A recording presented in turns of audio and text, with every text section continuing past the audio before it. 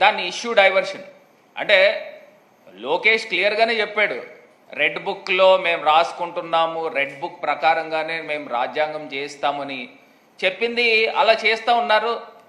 దాన్ని వెంటనే issue diversion చేసే కార్యక్రమం మదనపల్లిలో డైరెక్ట్గా చంద్రన్న ఫైల్స్ ఒకటి ఈ మధ్య కొత్తగా తయారు చేశాడు చంద్రబాబు నాయుడు గారు.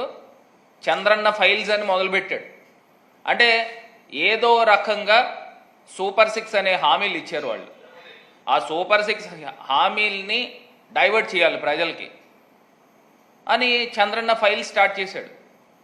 మదనపల్లిలోనంట అక్కడ అగ్ని ప్రమాదం జరిగితే పెద్దిరెడ్డి రామచంద్రారెడ్డి గారి పైన ఏదో రకంగా బురద జల్లాల అనే కార్యక్రమం చేస్తూ ఏదైతే ఎలక్షన్ టైంలో ల్యాండ్స్కి సంబంధించి ఆ ఇష్యూ జరిగిందో, ఏదైతే దాన్ని ఏంటన్నది ల్యాండ్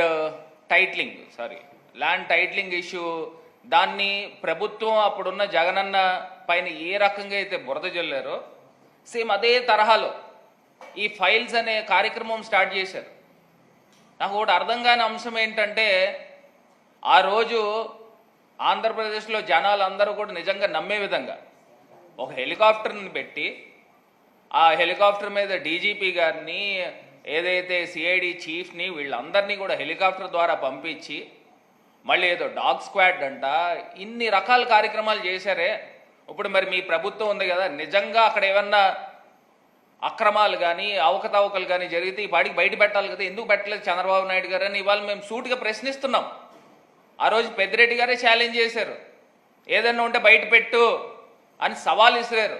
మరి దానికి ఏం చేసావు అని అంటే దానికి సమాధానం లేదు.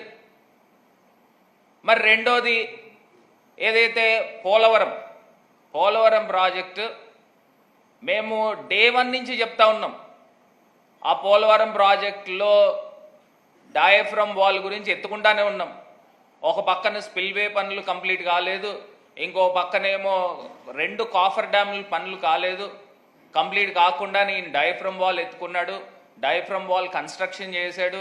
వరదలు వస్తే ఆ డయాఫ్రమ్ వాల్ బ్రీచ్ అవుతుంది, ఆ ఏరియా అంతా కూడా కవర్స్ పడతాయని డే 1 నుంచి చెప్తానే ఉన్నాం. అది మొన్న ఇంటర్నేషనల్ ఎక్స్పర్ట్స్ వచ్చారు, కెనడా నుంచి అమెరికా నుంచి 4 వ్యక్తులు వచ్చారు. ఏదైతే కేంద్ర ప్రభుత్వము వాళ్ళ యొక్క సూచనలతో వాళ్ళ యొక్క పర్యవేక్షణలో జరిగింది.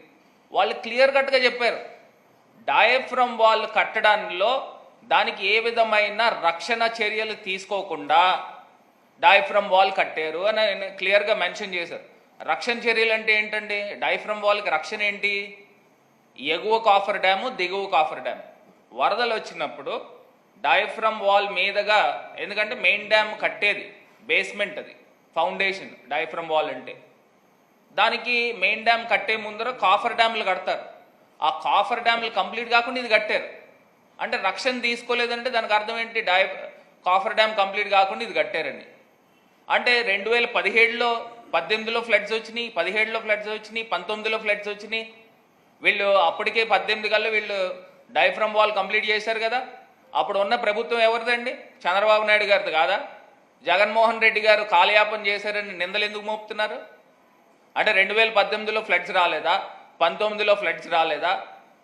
అప్పటికి మేము చెప్తానే ఉన్నాము, కాఫర్ డ్యామ్ చిన్న చిన్న ఖాళీలు పెట్టారు. ఆ ఖాళీల్లో వచ్చిన వరద 1.5 కిలోమీటర్ వెడల్పులోంచి రావాల్సిన నీరు 0.5 కిలోమీటర్లోంచి వస్తే ఏమవుతుందండి? వెలాసిటీ పెరిగిపోతుంది. ఆ వెలాసిటీ పెరగడం వల్ల డయాఫ్రమ్ వాల్ బ్రీచ్ అయింది. అది క్లియర్గా ఇంటర్నేషనల్ ఎక్స్పర్ట్స్ అయితే చెప్పారు. అది ఎక్కడైతే చంద్రబాబు నాయుడు గారి పైన ఇప్పుడున్న ప్రభుత్వం పైన మరకలు పడతాయని మళ్ళీ కొత్తగా Chandranna file number 2 Dowleswaram files అని తీశారు. మరి ఆ ధవళేశ్వరం ఫైల్స్లో అసలు నాకు ఒకటి అర్థం కాని అంశం ఏంటంటే, ఇప్పుడు ఉన్న ప్రభుత్వం ఎవరిది బాబు? ఎవరిది నాయన? ఇప్పుడున్న ప్రభుత్వం చంద్రబాబు నాయుడు గారి ప్రభుత్వం కాదా? ఇప్పుడు మీరు అధికారులను మార్చుకున్నారు కదా, కలెక్టర్లని, ఎస్పీలని, ఆర్డీఓల్ని, మొత్తం అందరినీ మార్చారు కదా. మరి మార్చినప్పుడు ఇప్పుడు అధికారులు ఎవరున్నారు? ప్రభుత్వంలో మీరున్నారా, మేమున్నామా? ఇంకా ఇప్పటికీ మా పైన బురద జల్లే కార్యక్రమం చేస్తున్నారు. ఆశ్చర్యం అనిపిస్తూ ఉంది. ఇప్పుడు రాష్ట్ర ప్రజలు నిజంగా నమ్మే విధంగా ఈయన ఫైల్ నెంబర్ 2 ధవళేశ్వరం ఫైల్స్ అని తీశాడు.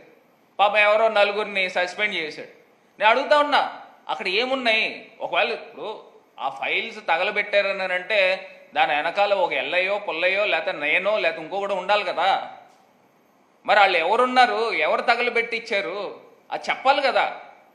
ఇప్పుడు ఏదో మంత్రులు వెళ్ళిపోతున్నారు అక్కడికి, ఏదో తీసుకొచ్చి వైఎస్ఆర్సీపీ ప్రభుత్వమే చేసింది, అక్కడ లెఫ్ట్ మెయిన్ కెనాల్కి సంబంధించి అక్కడ భూములు కొనిన దాంట్లో ఏవో అక్రమాలు పాల్పడి ఏముంటే బయట పెట్టండి.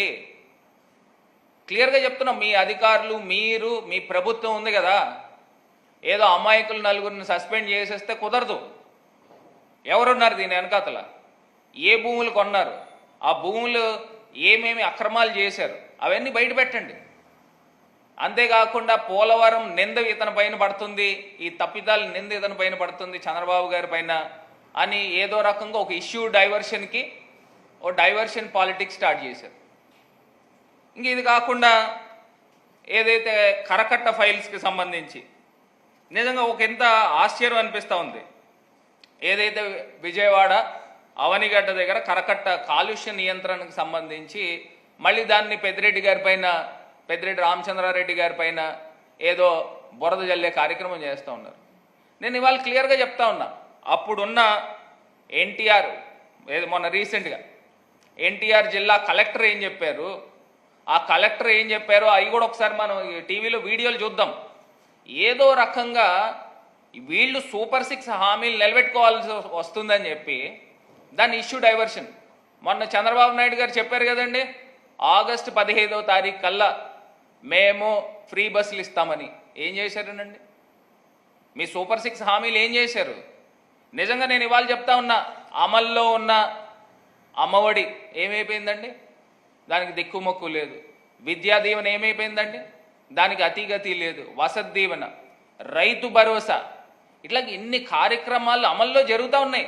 మరి జగనన్న ప్రభుత్వం ఉంటే మరి ఇవన్నీ అయ్యాయి కదా. మరి ఇదే చంద్రబాబు నాయుడు గారు ఇప్పుడు చెప్తా ఉన్నారు రాష్ట్రం దివాళా తీస్తుందని. క్లియర్గా ఆ రోజు ముఖ్యమంత్రి గారు ప్రెస్ మీట్, మాజీ ముఖ్యమంత్రి గారు జగన్మోహన్ రెడ్డి గారు ప్రెస్ మీట్ పెట్టారు.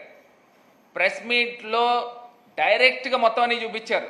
ఎఫ్ఆర్బిఎం పరిధిలో వచ్చిన మేము చేసిన అప్పులన్నీ 2014 నుంచి 19 దాకా చంద్రబాబు నాయుడు గారు చేసిన అప్పులన్నీ, వివిధ కార్పొరేషన్లు అని చెప్తా ఉన్నారా, కార్పొరేషన్ల ద్వారాగా కూడా మేము చేసిన అప్పులన్నీ అని క్లియర్గా చూపించారు.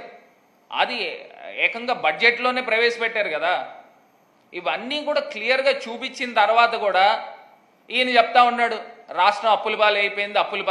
మరి అప్పుల పాలు అయిపోయిందని నీకు తెలిసినప్పుడు నువ్వు సూపర్ 6 హామీలు ఇచ్చి ప్రజల్ని ఎందుకు ఏమార్చావని అడుగుతా ఉన్నా, ప్రజల్ని ఎందుకు మోసం చేసావని అడుగుతా ఉన్నా.